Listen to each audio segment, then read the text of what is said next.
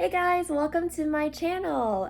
In today's video, I just wanted to share my 2 cents about college applications and just general advice on it. Not all of the advice might be helpful for you, so just take whichever one sticks. These are really just things that are genuinely from the bottom of my heart that I wish I did and that I wish that I could have done differently when approaching college applications.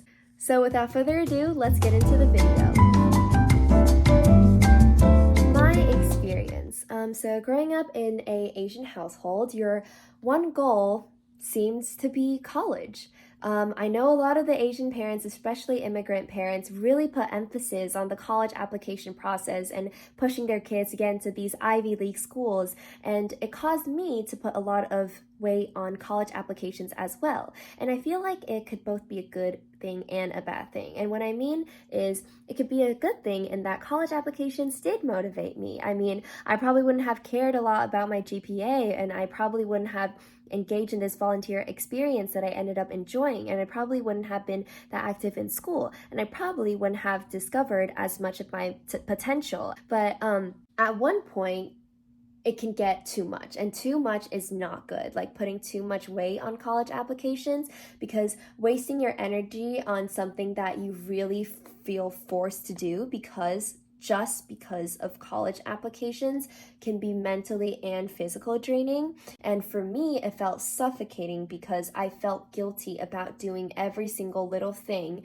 that wasn't relative to college application. It caused me to kind of put a lot more these unnecessary pressure onto myself instead of just remembering the larger goal that college is not the end destination. College is just another stepping stone in your life. And if you're just entering high school right now, that is the biggest advice that I can give you, is do not think of college as an end-all be-all. Let everything that you do be about things that you enjoy. And yes, do things for college applications, and yes, it's great for college applications to push you to become a better version of yourself, but don't get distracted by college applications and lose sight of what really, truly just makes you happy. When I kind of fell into this trap of putting too much weight, I felt super duper burnt out when it came to applying to colleges. I dreaded the whole entire process. I just wanted to finish the essay, and I wanted college applications to be done with. I closed a lot of doors for myself when choosing which colleges to apply for because I viewed it as an assignment. I got lazy, I didn't do that much research, and I would say no to a college because of a small thing like, oh, this is literally, and Duke is literally in the middle of nowhere. Oh, I'm not applying there. I did end up applying to 10 colleges. Here are the 10 that I applied to, and here's the results. My main takeaway though is do not close doors for yourself that easily, because when I applied to Rice, I was like, there's no way I want to go there. It's in Houston. I live in Houston. I don't want to stay in Houston. But the second that I got into Rice, I heavily considered this school way more than before when I applied, because it really feels different when you're accepted. And I started realizing all of these programs that Rice has. And even though I did not end up going there, I'm still glad that I applied to Rice. Essays. Okay, so if you were to ask me if it was harder or easier than I expected, neither. It was way more personal than I expected. A lot of these questions really got me like, oh, like, am I seriously trauma dumping you right now? But a lot of the times that's what it feels like. I feel like if you change your mindset about college application, don't view it as an essay to impress. On your first draft, really just start thinking about pouring yourself onto this paper, because if you think about it, this college application reader is forced to listen to you talk about yourself, or in this case, write about yourself. So don't waste this opportunity. Crave for that spotlight. I know a lot of the times it may be hard to start writing an essay. What I would do is romanticize this process. Go to an aesthetic coffee shop, or go to a park at night, start looking at the stars and get into your reflective mood, maybe get your favorite tea and start writing this essay. Or just think of it as having a really deep conversation with your friends or your family or your partner, and just truthfully just pour yourself onto that paper. That way, on your second draft, you can look back on something and you can start refining, because college applications, essays, are personal questions. which means that you answer them personally. A lot of the times it's hard to lose sight of that, and it's really easy to just go down the path of, oh, here's what I've done, like here's the list of my resume. They have that. You can really just be personal about you being a human, because college applications, they don't want to see a perfectly packaged character. They want to see you as a human. They want to be able to see growth. They want to be able to see potential. They just want to see your vulnerability, and they just want to be able to view you as an actual human. Next up is those Why Us supplemental essays. Way to answer them: also, make it as personal as possible. How?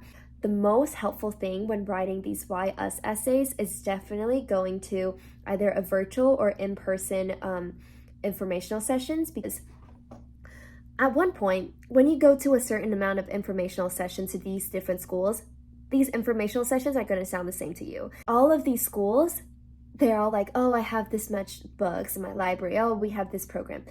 All of these things you could find on their college website. The reason that you need to go to informational sessions is how you make your Why Us essays personal, because you get to ask questions and talk to current students and talk to current teachers and learn about these niche things, little things like this specific program that they have or this unique place to study on campus. And you really get a feel of what the student body is like, and you really get to envision yourself on this campus instead of just viewing it as on a college website. And whether it be email, in person, whatever, take advantage and ask questions. And when asking questions, don't ask questions about the school. And what I mean by this is, like, don't ask questions like, oh, like, does this AP credit count towards this transfer or whatever. You can find that stuff on the website. Or ask questions like, what does your day look like as a typical student? What's your favorite class? Or like, why did you join this club? Why did you choose this school? Sometimes they can literally answer this Why Us essay for you. And if you get the chance to go to these college tours in person, take notes. Notice these unique things around campus. And even after the tour ends, go around, talk to current students, ask them why they join or what they're studying, and listen to the conversations that students are having and really feel the vibe of the campus to see if this is where you really want to be. And I also linked a lot of these questions to ask during informational sessions in the description box below to really get to know the vibe of the school better instead of just this college surface level.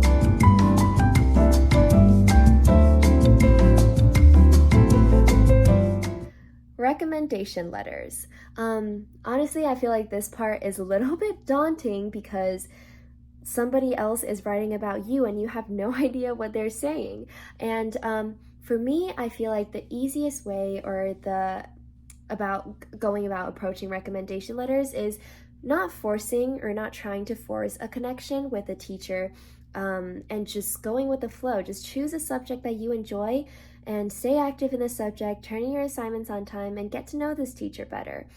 Don't be afraid to not be perfect in front of this teacher, because I feel like a lot of the times, especially me, I tend to be like, oh my gosh, this teacher's writing my recommendation letter. I have to be perfect all the time. I have to get A's on all my assignments. I have to raise my hand. I have to know the answers to all of these questions.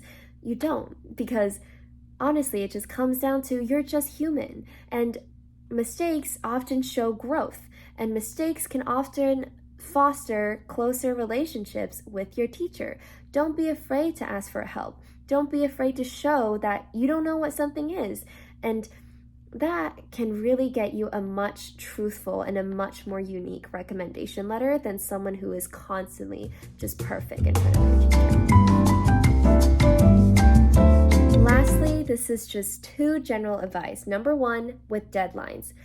You have to remember, you're kind of on this process on your own, and you have to hold accountable for yourself on these deadlines, whether when supplemental essays are due, when scholarship deadlines are due, because everybody is going in separate paces and everybody is applying to different colleges. So truly, you have to hold yourself accountable here. Okay, thank you guys so much for watching this video, and if you are a current senior right now who's currently applying to colleges, take a deep breath, Relax, everything will be fine. I believe in you. You got this.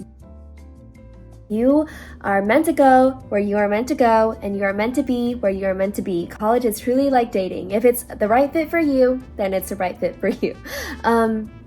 I hope this video at least helped you a little bit, because truly these are all heartfelt advice that I wish somebody told me when I was applying for college. And yeah, thank you so much for watching. And if you like this video, please give it a thumbs up, and subscribe to my channel while you're at it, and I'll see you guys next time. Bye.